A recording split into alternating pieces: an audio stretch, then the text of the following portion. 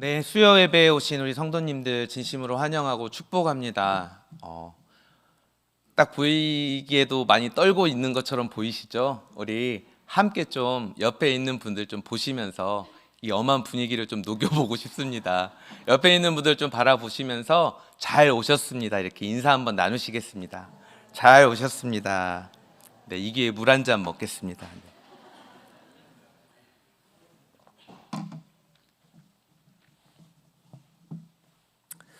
네, 말씀을 준비하면서 먼저 본격적으로 말씀을 전하기 전에 우리 성도님들께 한 가지 질문을 드리고 싶습니다. 우리 성도님들 혹시 롤 모델이 있으십니까?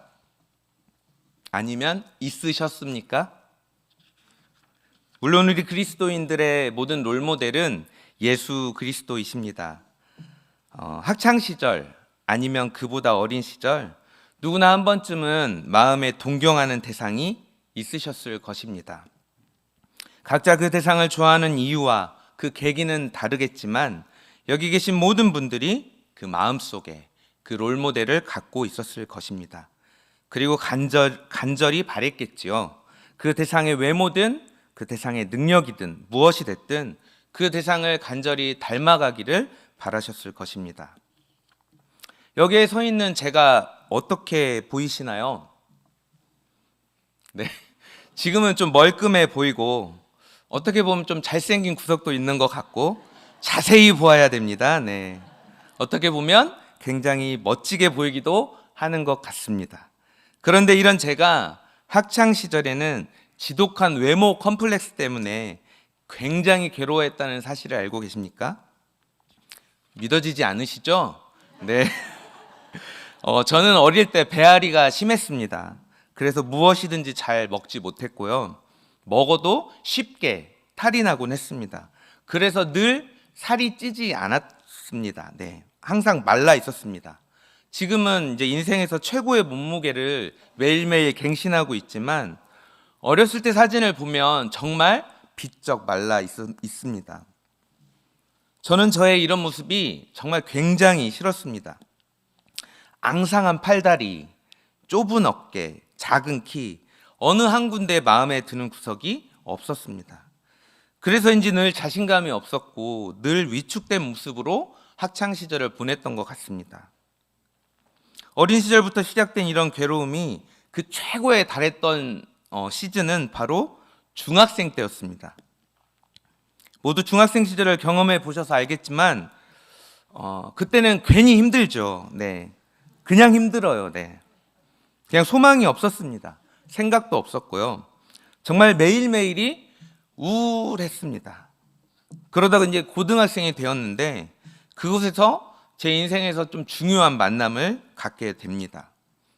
같은 반에 있던 한 친구와 친해지게 되었는데요. 그 친구는 정말 저와는 달랐습니다.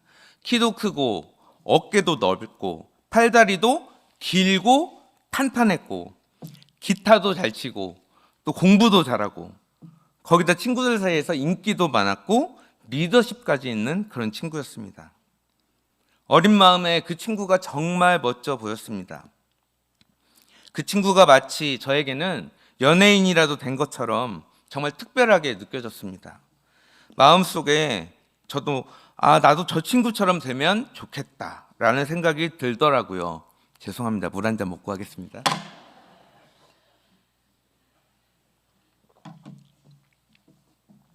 결국 그 친구처럼 되고 싶다는 간절한 소망이 생기더니 차츰 제 생각이 변하기 시작했습니다.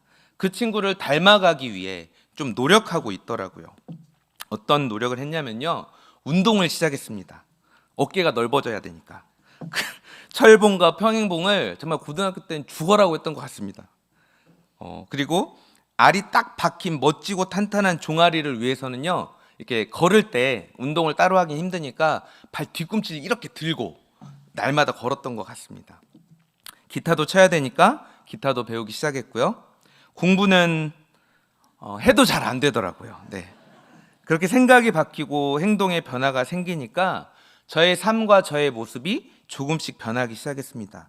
외모도 변하기 시작했고 생각도 변했고 마음도 변하기 시작했습니다. 어떻게 변했을까요? 그 친구와 아주 똑같을 수는 없었지만 그 친구와 닮은 모습으로 비슷하게 변해 가더라고요. 어린 시절의 이야기였지만 여기 계신 모든 성도님들이 공감하실 거라고 생각합니다. 누구를 따라 살아가게 되는지에 따라 우리의 모습과 우리의 인생이 달라지게 됩니다. 변하게 됩니다. 그래서 중요한 것은 우리가 누구를 따라가길 원하고 또 누구를 닮아가길 원하느냐입니다. 오늘 우리는 갈라디아서 말씀을 살펴보면서 바울이 갈라디아 성도들에게 누구를 따라 살아야 하는지 말하고 있습니다. 또 그렇게 살아갈 때 어떤 모습으로 살아가게 될 것인지에 대해서도 친절하게 설명하고 있습니다. 갈라디아서는 바울의 격정적인 감정의 변화들이 기록되어 있는 책입니다. 자신의 복음을 받아들이고 세워진 교회가 거짓으로 선동하는 사람들에게 유혹을 받고 그 거짓 진리에 넘어갔다는 그 사실이 바울에게는 굉장히 큰 충격이었습니다. 그는 갈라디아 성도들에게 실망했고 거짓 진리를 퍼뜨린 자들에게 분노했습니다. 이러한 바울의 감정이 갈라디아서에 고스란히 드러나고 있습니다. 바울은 갈라디아 성도들에게 그의 입장을 전달하기 시작하지요. 하나님께서 베풀어 주신 구원의 은총은 율법을 지키는 것에 달려 있지 않습니다. 그것은 예수 그리스도를 믿는 믿음만으로만 받을 수 있는 것이라고 설명하고 있습니다.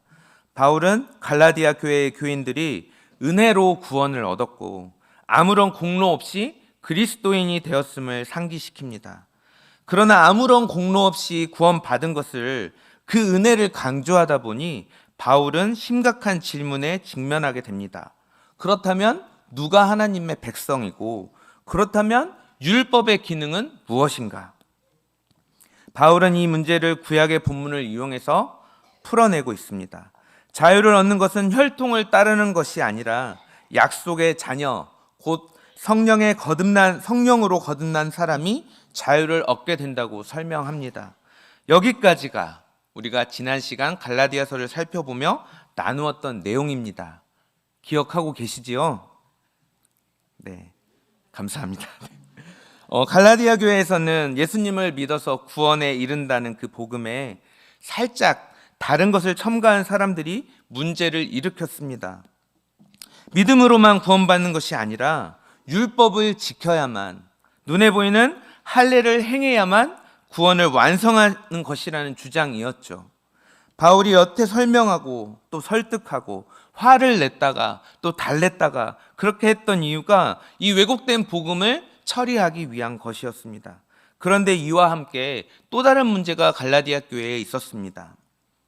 그 문제는 바로 이 율법도 무시하고 서로 사랑하라는 예수님의 계명도 무시하는 이 자유를 남용하는 무리가 있었다는 것입니다. 성령을 통해 받은 그 자유를 오해하면서 그것을 단순히 자랑하기 위해 사용하고 다른 사람에게 과시하기 위해 사용하는 무리들이 있었던 것이죠.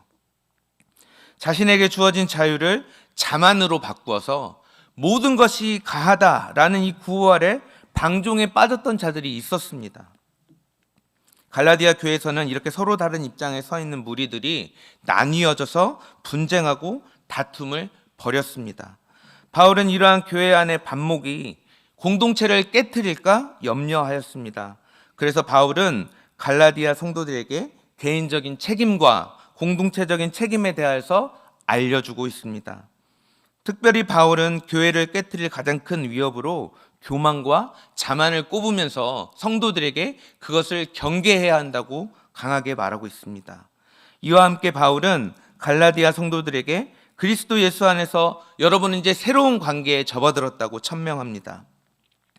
예수님과 맺는 새로운 관계는 모든 정욕과 욕망과 함께 육체에 대해 죽을 것을 말합니다. 그리고 성령과 보조를 맞춰 살아갈 것을 권고하는 것이죠. 바울은 갈라디아 성도들에게 성령을 따라 살 것을 촉구하고 있습니다. 우리들 가운데 누구도 그냥 아무런 생각 없이 아무런 마음에 소망 없이 살아가는 사람은 없습니다. 마음속에 무엇인가는 꼭 품고 살아가고 있습니다. 혹은 아까 나누었던 것처럼 누군가를 동경하며 그를 닮기 위해 노력하고 애쓰며 살아갑니다. 그것이 무엇이냐, 그것이 누구냐에 따라 우리가 살아가는 모습은 크게 달라집니다. 본능에 따라 살아가는 사람들은 본능적인 삶을 살게 됩니다. 욕심과 욕망을 따르는 사람들은 욕심과 욕망에 사로잡힌 삶을 살게 됩니다. 거짓된 신념과 우상을 따라가는 사람은 그것이 진리인 줄 알고 헛된 것을 따라 살아갑니다. 그렇지만 예수 그리스도를 우리의 구세주로 고백하는 우리 믿는 성도들은 성령을 따라 살아가는 줄 믿습니다. 이런 각양각색의 삶과 인생에는 꼭 열매가 맺히기 마련입니다.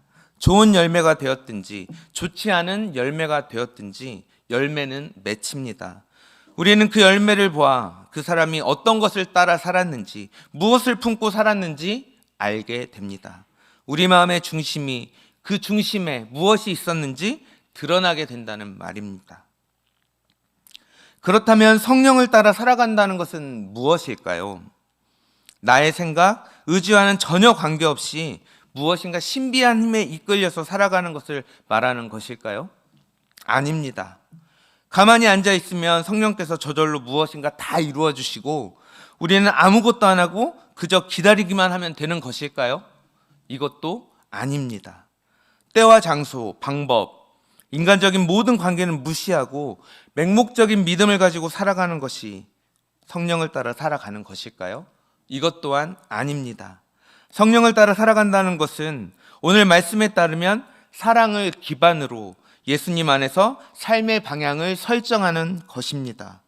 하나님과 개인, 공동체와 개인의 관계 안에 성령의 열매를 맺는 모습이 우리의 삶에 나타나는 것을 말하고 있습니다. 바울이 말하는 성령을 따라 사는 삶은 율법적으로 살아가는 삶이 아니라 약속을 상속받은 사람으로서 자유함 가운데 성령께 순종하며 살아가는 삶을 말하고 있습니다. 바울은 그리스도 안에서 새롭게 주어지는 이 자유를 남용하고 오용하는 갈라디아 교회 성도들에게 자유는 사랑으로 종노릇하며 서로 섬기는 것이라는 것을 알려주면서 그런 자유로운 삶의 모습들은 성령을 통하여 나타나게 될 거라는 것을 깨우쳐주고 있습니다. 그리고 성령을 따라 행하는 사람들의 삶의 모습이 구체적으로 어떤 것인지 우리에게 밝혀줍니다. 이는 갈라디아 교회에서 일어난 정황을 배경으로 말하는 것이지만 오늘 우리에게도 동일하게 적용되어야 함을 우리는 믿습니다. 지금 우리의 공동체 안에 어떤 모습들이 있어야 하는지를 이 바울의 말을 통하여서 한번 살펴보도록 하겠습니다. 먼저 성령을 따라 행하는 것은 서로의 짐을 지는 것이라고 하나님은 말씀을 통하여 우리에게 말씀하고 계십니다.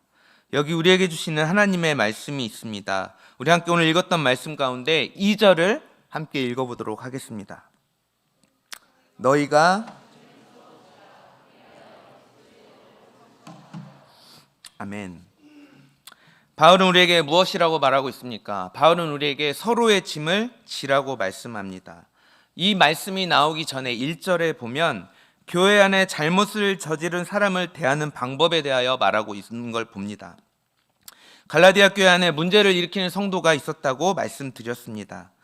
만일 누군가 범죄한 사실이 드러나거든 신령한 너희는 온유한 심령으로 그러한 자를 바로 잡으라고 말씀하고 계십니다. 여기서 바로 잡다라는 말은 본래의 상태로 돌아가게 하는 일, 무너져버린 어떤 것을 바로 세우는 일이라는 뜻을 갖고 있습니다. 이는 바로 회복을 말하는 것이지요. 바울은 이 회복을 함에 있어서 이 일은 온유한 심령으로 이루어져야 한다고 말합니다. 이것은 사람의 온유한 감정이나 부드러운 태도를 말하는 것이 아닙니다. 이것은 온유한 성령이라는 의미로 해석되어질 수 있는데 바울은 회복이 사람의 의지나 감정이 아니라 성령님의 힘 있는 역사를 통해 가능함을 우리에게 말해주고 있는 것입니다. 죄에 빠진 지체를 보며 가장 마음이 상하셨던 분은 누구일까요? 바로 하나님이십니다. 하나님의 상한 마음에서부터 흘러나오는 그 부드러움과 돌봄은 하나님께서 죄인을 직접 회복해 하시고 치유해 주시는 것입니다. 또 바울은 공동체 안에서 다른 사람을 죄에서 회복하고자 할 때 먼저는 자신을 살펴야 한다고 우리에게 말합니다. 누군가의 죄를, 잘못을 지적하는 일은 정말 어려운 일이고 굉장한 주의가 필요한 일입니다. 죄 가운데 빠진 지체를 회복시키는데 그 동일한 죄로부터 자유하고 완벽해서 지체를 바로잡는 것이 아님을 우리는 알아야 합니다. 자신도 그 죄 가운데 빠질 수 있다는 연약한 인간임을 인정해야 한다는 의미입니다. 바울은 우리 모두 동일하게 죄에 대해 연약한 인간임을 인정하여 지체를 회복시키려는 자도 그 죄에 빠지지 말라고 경계하고 있습니다. 여러분, 교회 안에서 정말 여러 가지 일이 일어납니다. 크고 작은 갈등에서부터 입에 담기 어려운 사건까지, 이게 사실인가? 눈을 의심케 하는 일을 우리는 뉴스를 통해 접할 때가 종종 있습니다. 사건이 일어나고 또 그것을 수습하는 과정을 지켜보면 이 땅의 정의는 어디에 있는지, 누가 피해자고 누가 가해자인지 헷갈릴 때도 많습니다. 어이없는 수습의 과정을 지켜보면서 정말 속에서 분노가 치밀어 오를 때도 너무나 많습니다. 아니, 저것을 저렇게 처리한다고? 사회법으로라도 엄벌에 처해야지 라는 외침이 제 마음속에 맴돌 때가 너무나 많았습니다. 바울은 일단 그 죄를 처벌하고 심판하는 것에 그 목표를 두고 있지 않습니다. 바울의 궁극적인 목표는 처벌이 아니라 회복입니다. 죄에 빠진 지체를 다시 바로잡아 본래의 상태로 돌아가게 하고 무너졌던 영역들을 다시 세우라고 우리에게 말합니다. 우리는 죄를 볼 때 처벌을 원할 때가 많습니다. 물론 죄는 심판받아야 합니다. 이것이 틀렸다고 말하는 것이 아닙니다. 죄를 미워하지만 영혼을 사랑하시는 그 하나님의 마음을 우리가 깨달아야 합니다. 누군가는 하나님의 마음을 알아 심판을 말하기 전에 그 지체의 회복을 말해야 합니다. 바울이 말하는 회복은 철저하게 하나님께로부터 나오는 것입니다. 우리에게는 누군가를 회복해야 하는 능력이 없습니다. 오직 하나님만이 죄를 해결하시고 죄에 빠진 자를 다시 회복해 하심을 믿습니다. 우리는 성령을 의지하여 온화하고 부드러운 마음으로 치유하시는 그 하나님을 기대하고 순종함으로 나아갈 뿐입니다. 공동체 안에서 지체의 죄를 발견했을 때 우리는 어떻게 해야 할까요? 죄를 범한 지체에게 다가가 그 지체의 죄를 지적하고 직면하게 하는 데에는 신중함이 있어야 합니다. 다른 이의 죄를 지적하는 것보다 우선되어져야 하는 것은 나를 스스로를 돌아보는 일입니다. 스스로 오만함에 빠져 상대를 가벼이 보거나 정죄하는 마음을 갖고 있지는 않은지, 또 그 지체와 동일한 죄가 내 안에 있지 않은지, 또 그것을 알면서도 외면하고 있지는 않은지 우리는 살펴보아야만 합니다. 우리도 그 지체와 같은 죄인입니다. 이미 병들어 있음을 깨닫고 나의 행위가 자랑할 만한 것이 없음을 확신하는 것이 먼저라고 바울은 우리에게 말하고 있습니다. 우리가 이렇게 서로의 짐을 함께 지는 것은 오직 사랑을 기반으로 서로를 자유롭게 섬기는 행위로 완성됩니다. 우리 함께 갈라디아서 5장 13절에서 14절을 함께 읽도록 하겠습니다. 형제들아, 너희가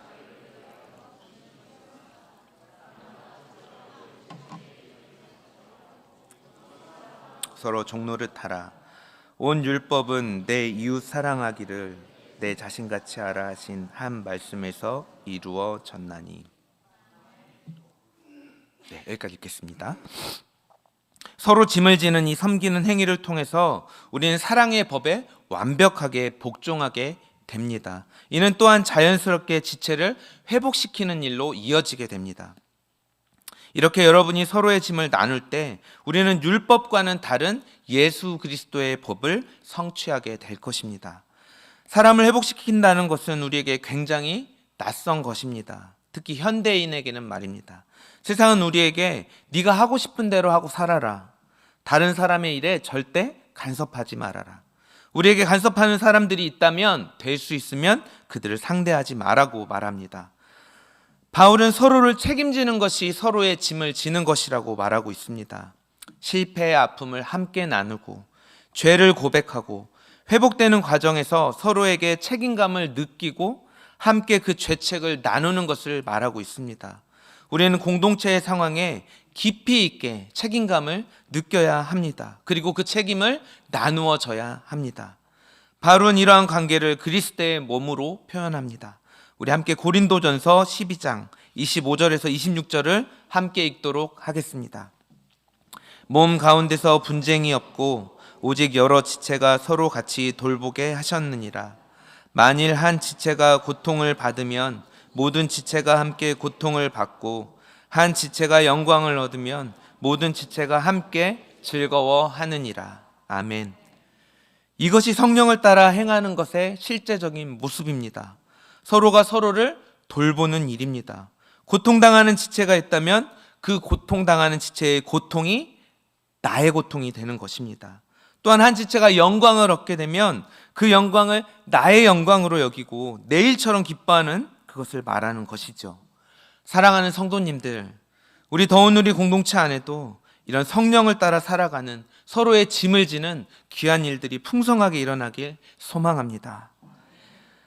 두 번째로 성령을 따라 행하는 것은 모든 좋은 것으로 함께하는 것이라고 하나님은 오늘 우리에게 말씀하고 계십니다.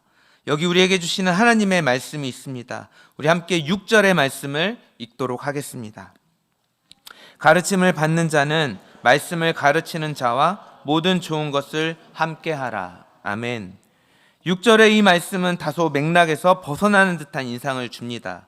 지체의 죄를 회복하게 하고 서로를 돌보고 책임지라는 9절 뒤에 나오는 이 가르치는 사람에게 물질을 너희가 제공하라는 말은 뜬금없이 끼어들어와 있는 것 같은 느낌을 줍니다.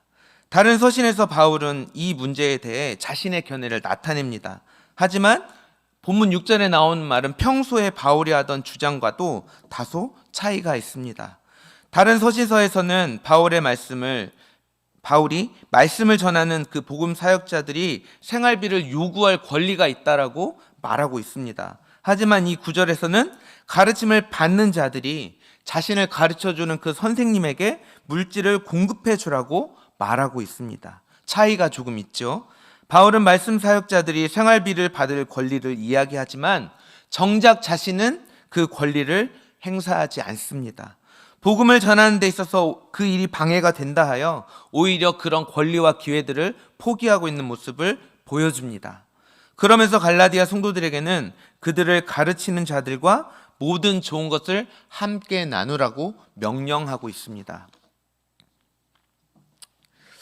이 6절 말씀을 공동체 안에서 서로 사랑으로 섬길 것에 대한 그 관점에서 본다면 자연스러운 면도 있는 것 같습니다. 들여다보면 이는 갈라디아 교회에 있었던 두 무리에 대한 이야기입니다. 이 갈라디아 교회 안에 말씀, 즉 복음을 가르치는 자들이 있었고 그 가르침을 받는 자들이 있었습니다. 여기서 함께하라 라는 단어는 헬라어로 코이노네오라는 단어입니다. 이 단어는 나누다, 교제하다 라는 뜻입니다. 이는 스승과 제자가 수직적인 관계가 아닌 평등한 관계로서 함께 관계를 맺는다는 뜻입니다. 여기에 이 모든 좋은 것으로 번역된 이 단어는요, 분명하게 물질을 말합니다. 사례비를 말하는 것이죠.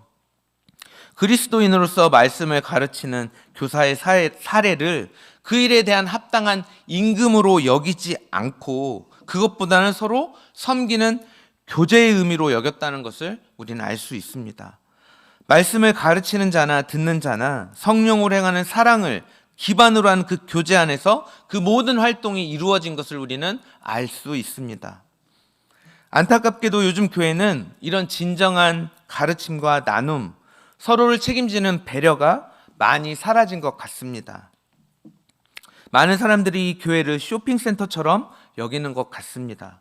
물건을 사러 온 소비자처럼 와서 자기의 필요만을 채우려고 하는 모습들을 많이 보기 때문입니다.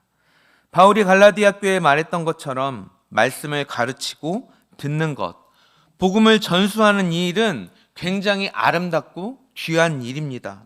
수강료만 내면 되는 서비스가 아니라 하나님의 은혜를 서로 나누는 풍성한 교제인 것입니다. 말씀을 준비하면서 이 부분을 어떻게 나눠야 될지 고민이 정말 많이 되었습니다. 말씀을 전하고 또 가르치는 제가 저에게 좋은 것으로 함께하라고 말하기가 굉장히 민망했기 때문입니다. 하지만 바울이 갈라디아 교회에 분명하고 정확하게 이야기한 것처럼 저 또한 성령님을 의지하여 우리 성도님들에게 담대하게 권면드립니다. 사랑하는 성도님들, 성도님들이 보시기에 부족하고 연약해 보일지라도 하나님께서 부여하신 그 질서를 따라 여러분의 교역자들을 사랑하여 주시기를 부탁드립니다. 우리 교역자들도 성도님들을 주님이 교회를 사랑한 것과 같이 온몸과 정성을 다하여서 사랑하도록 하겠습니다. 바울은 분명히 말하고 있습니다. 가르치는 자들과 모든 좋은 것을 함께 하라. 이는 성령을 따라 사는 사람들이라면 마땅히 보여져야 되는 모습이라는 것입니다. 그렇다고 저희를 왕처럼 떠받들어 달라는 이야기가 아닙니다. 말씀을 따른다면 성도와 교육자들은 성령 안에서 서로 사랑함으로 서로를 섬겨야 하는 것이 마땅합니다. 서로를 향한 풍성한 교제를 사모하고 교제하기에 힘써야 한다는 것입니다. 무조건적인 순종은 사랑이 아닙니다. 맹목적인 추종 또한 사랑이 아닙니다. 인격적인 관계 안에서 서로가 서로를 귀하게 여기고 존중하는 것, 서로를 위해서 기꺼이 자기의 것을 내어주고 나누어 줄 수 있는 그런 관계까지 저희 공동체가 나아가길 소망합니다. 서로를 사랑함으로 때로는 서로의 연약함 가운데 서로가 서로를 직면시켜주는 그런 단계까지 우리가 이르기를 소망합니다. 성도와 사역자뿐만 아니라 모든 성도님들 가운데 이런 은혜가 있기를 충만하기를 기도합니다. 제 얘기를 잠깐 할까 합니다. 그 전에 물 좀 한 잔 더 먹고요.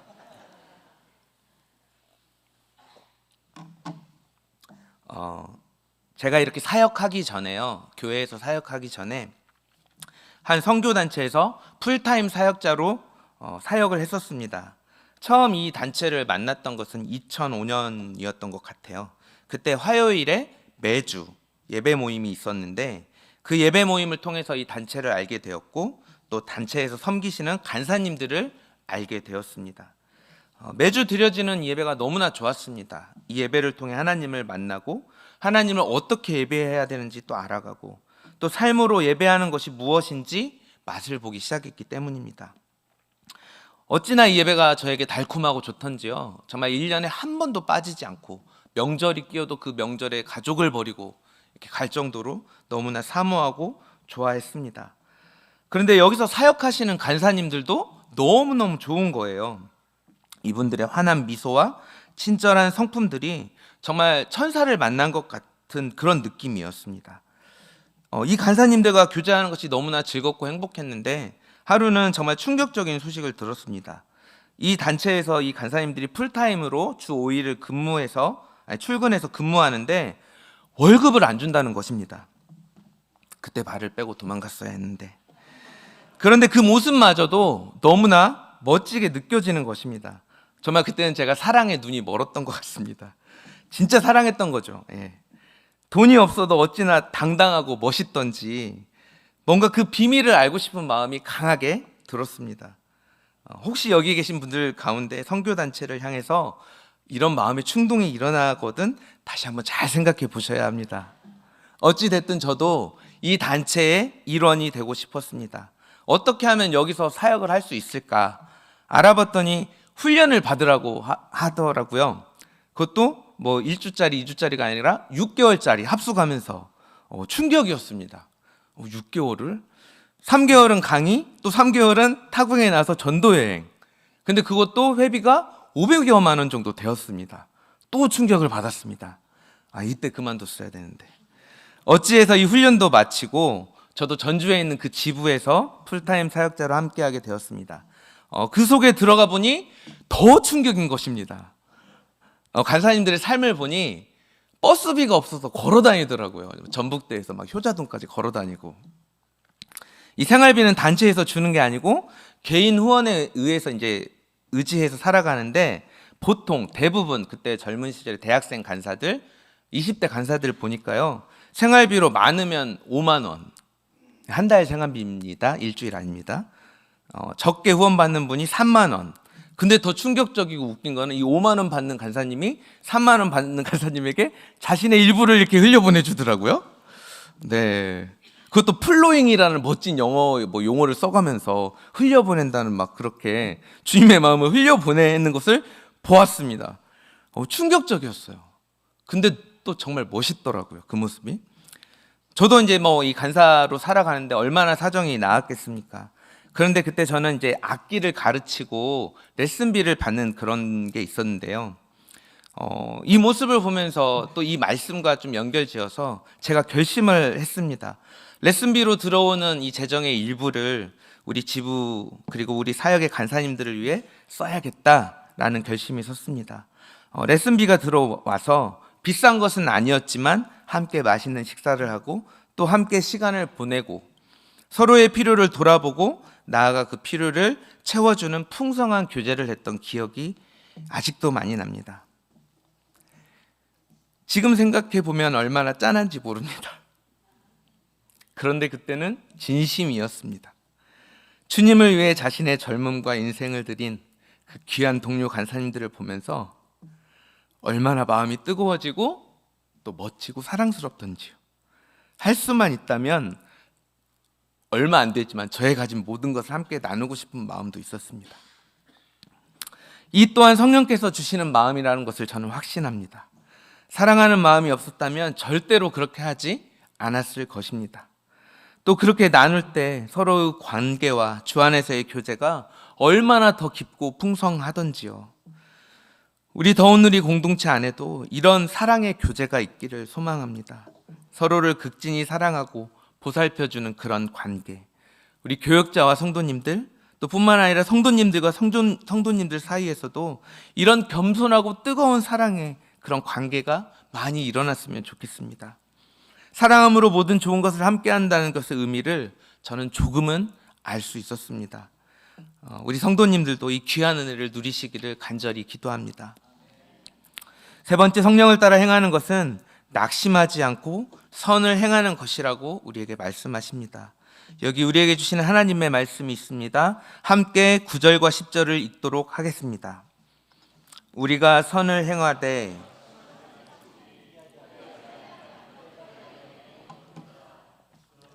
우리는 기회 있는 대로 모든 이에게 착한 일을 하되 더욱 믿음의 가정들에게 할지니라. 아멘. 바울은 자신이 복음을 전하였고 또 그 복음을 잘 받아들여서 그리스도인으로 훌륭하게 출발했던 갈라디아 성도들이 점점 이 성령을 따라 살아가는 그 삶에 대한 열심을 잃어가는 것을 보게 됩니다. 율법을 지켜야 한다는 거짓 가르침에 유혹되어 넘어지는 것들을 또한 목격합니다. 또 모든 것이 가하다라는 구호 아래 그리스도께서 피 흘려 우리에게 주신 자유를 남용하고 방종에 이르기까지 자신의 마음을 그 모든 것에 내어주어 버린 성도님들을 바라보기 시작합니다. 특별히 그들은 이웃을 섬기고 사랑하라는 예수님의 가르침을 경홀하게 여겼습니다. 그저 자기만을 생각하는 이기적인 종교인의 태도로 돌아가기 시작했던 것이죠. 이런 갈라디아 성도들에게 바울은 애타는 마음으로 호소합니다. 사랑하는 갈라디아 성도들이여, 그렇다면 우리가 선을 행하는 데 있어 지치지 맙시다. 여기서 바울은 때라는 단어를 사용합니다. 헬라어로 카이루스라는 이 단어는요, 여러 의미를 담고 있습니다. 이 때는 예수님이 다시 이 땅에 오시는 그때를 말하기도 합니다. 또한 이때는 예수님께서 이 땅에 살면서 성령을 따라 살고 예수님께서 명령하신 그 계명들을 잘 지켰는지, 그 말씀에 순종하였는지 심판하게 되는 그때를 의미합니다. 알맞은 상황, 결정적인 순간, 하나님이 주시는 기회라는 뜻을 의미하기도 합니다. 선을 행할 때 낙심하지 않고 포기하지 않으면 이 땅에서 알맞은 때에 우리는 그 성령의 열매들을 보게 될 것입니다. 또 우리가 낙심하지 않고 포기하지 않으며 선을 행하기를 우리 주님이 오실 때까지 해야 한다는 그런 뜻이기도 합니다. 바울은 이어서 10절에 기회가 있을 때마다 선을 행하라고 우리에게 말씀하십니다. 선을 행하는데 하나님께서 기회를 주신다는 것이죠. 그는 카이로스라는 단어를 통해서 선을 행할 수 있도록 우리 앞에 놓여지는 이 기회들이 바로 하나님께서 주시는 기회라는 것들을 알게 하여 줍니다. 바울은 선한 일을 모든 이에게까지 행하라고 말합니다. 하나님께서 모든 사람을 구원하셨던 것처럼 그리스도인들이 선을 행하는 것은 예수님이 하셨던 것처럼 모든 사람을 대상으로 하여야 한다는 말입니다. 우리 공동체는 모든 인종, 모든 민족, 문화, 사회, 성별, 심지어 종교의 담까지 넘을 필요가 있습니다. 하나님 앞에서 이러한 요소는 아무런 장벽이 될 수 없습니다. 그러므로 우리 모든 그리스도인들은 모든 인간들을 대하는 태도에 장벽이 있어서는 안 될 것입니다. 우리 그리스도인들은 언젠가 정해진 때에 심판을 맞게 됩니다. 우리는 이러한 예정된 현실 속에서 하나님께서 우리에게 행하신 은혜의 구원, 그 역사를 기억하고 확인하기 위해 몸부림쳐야 합니다. 우리는 우리의 어떠한 노력으로도 우리를 구원할 수 없는 사람들임을 기억해야 합니다. 사랑을 기반으로 하는 우리의 믿음은 인간의 이 헛된 노력으로부터 자유함을 허락합니다. 또한 이는 하나님이 우리를 위해 행하신 그 놀라운 구원의 역사를 더 강하게 붙들도록 만들어줍니다. 다가오는 심판으로부터 우리 그리스도인들에게 요구되는 것은 이 믿음을 이 땅에서 표현하는 것입니다. 바울이 갈라디아 성도들에게 써보낸 이 메시지는 심판 때까지 남은 그 시간 동안 우리에게 남겨진 모든 사람들 가운데 사랑으로 섬기고 순종해야 되며 모든 사람들에게까지 그 선한 행동을 성실하게 할 것들을 알려주고 있습니다. 이로써 그들은 그들의 부르심이 무엇인지 증명하게 될 것입니다. 우리는 이런 바울의 외침을 기억해야 합니다. 갈라디아 성도들에게 보낸 이 메시지는 이 시간 우리에게도 동일하게 전해지고 있습니다. 성령을 따라 살아가는 우리는 낙심하지 않고 포기하지 않고 하나님이 원하시는 때까지 사랑으로 우리의 지체들, 우리의 이웃들을 섬겨야 합니다. 하나님 우리에게 그러한 기회들을 매 시간마다 주고 계십니다. 우리는 하나님께서 주신 이 기회를 마땅히 잡아 활용해야 합니다. 또한 우리의 사랑의 섬김에는 제한이 있어서는 안 될 것입니다. 남자나 여자나 아이나 노인이나 외국인이나 동족이나 그 모든 장벽을 뛰어넘는 그 예수 그리스도의 사랑을 우리의 그 삶 가운데 실천해야 됨을 믿습니다. 사랑하는 성도님들, 우리는 예수님의 명령인 내 이웃을 내 몸과 같이 사랑하라는 그 계명에 성실하게 순종하고 계십니까? 이 말은 그냥 몇 번 해보고 안 되면 포기해라 라는 수준의 말이 아닙니다. 오늘 말씀은 우리에게 예수 그리스도께서 이 땅에 다시 오실 때까지 이 사랑을 너희는 잊지 말고 실천하라고 말씀하고 계십니다. 이 세상 끝날 때까지 말입니다. 여러분, 사실 사랑을 실천하는 일이 쉬운 일이 아닙니다. 나의 에너지, 때로는 나의 재정, 때로는 나의 체면, 정말 많은 것을 쏟아부어야 완성되는 일입니다. 우리에게는 한계가 분명히 있습니다. 열매나 결과가 보이지 않아 낙심될 때도 너무나 많습니다. 포기하고 싶죠. 이건 인간이라면 당연한 일입니다. 그러나 바울은 다시 한번 갈라디아 교회에게, 우리에게 말씀하고 있습니다. 여러분, 포기하지 마십시오. 우리를 위하여 생명을 버리신 그 예수 그리스도를 기억하며 공동체를 세우고 섬기고 사랑한 일들을 포기하지 말라고 2000년 전에 절규하고 있습니다. 이것은 우리가 온 마음을 다하여 끝까지 붙들어야 하는 가치임을 기억하시기를 바랍니다. 우리의 기대와 소망대로 그 결과와 열매가 드러나지 않더라도 하나님은 여전히 계속해서 자기의 큰 일을 이루어 가시는 분이십니다. 계속해서 우리에게 기회를 허락하시는 분이십니다. 우리는 순종함으로 그저 성령을 따라 나아갈 뿐입니다. 우리의 공동체는 예수 그리스도의 그 구원의 역사로 인해 새롭게 됨을 입은 그런 사람들의 모임임을 믿습니다. 우리는 그리스도의 몸된 공동체로서 성령을 따라 살아가야 합니다. 우리는 서로 짐을 함께 져야 합니다. 바울은 특별히 공동체 안의 죄악에 대해 말했습니다. 우리 모두 연약합니다. 누구라도 실수할 수 있고 누구라도 죄를 범할 수 있습니다. 우리는 공동체 안의 죄를 대할 때, 죄를 범한 우리의 지체를 대할 때 하나님의 마음으로 대해야 할 것입니다. 조심스럽고 부드러운 마음으로 접근해야 합니다. 죄에 대해서는 단호하되 그 지체에 대해서는 부드러운 마음으로 회복을 소망하며 대해야 하는 것입니다. 지체의 죄악을 나의 죄악으로 여기고 나의 마음을 찢는 것 같은 심정으로 더 겸손하게 반응하십시다. 이것이 서로의 짐을 지는 것입니다. 함께 지어져 가는 그리스도의 몸된 공동체로 우리는 서로의 짐을 기꺼이 질 수 있기를 소망합니다. 우리는 서로를 사랑해서 모든 좋은 것으로 함께 해야 합니다. 이것이 부담감에서 비롯되지 않기를 소망합니다. 우리가 사랑하는 사람을 위해 기꺼이 나의 시간, 나의 노력, 나의 재정을 쏟는 것처럼 우리의 공동체를 위해 우리의 모든 좋은 것을 기꺼이 내어놓는 지경에까지 우리가 이르기를 원합니다. 하나님께서 가장 귀한 예수 그리스도를 우리에게 내어주시면서 먼저 모범을 보여주셨습니다. 성령을 따라 살아가는 우리는 우리 안에 자신의 것을 내어놓기를 기뻐하고 즐거워하는 일이 넘쳐나기를 소망합니다. 또 우리가 성령을 따라 살아가는 일이 언제나 즐겁고 행복한 일은 아닐 것입니다. 누군가는 자신의 것을 쏟아붓다가 힘겨워할 수도 있고 좀처럼 열매가 없는 것에 실망하고 낙심할 수도 있습니다. 그런데 바울은 우리에게 선한 일을 행한데 지치지 말라, 포기하지 말라 말하고 있습니다. 그때가 언제까지인지 우리는 알지 못하지만 하나님께서 작정하신 그 알맞은 때에 하나님은 그 열매를 거두러 분명하게 오실 것입니다. 그렇게 우리에게 지치지 말고 포기하지 말라고 격려하십니다. 사랑하는 성도님들, 우리 눈에 보이는 열매를 신뢰하기보다는 약속을 지키시는 그 하나님을 붙들기를 간절히 원합니다. 하나님께서 우리에게 지치지 말라, 포기하지 말라 말씀하고 계십니다.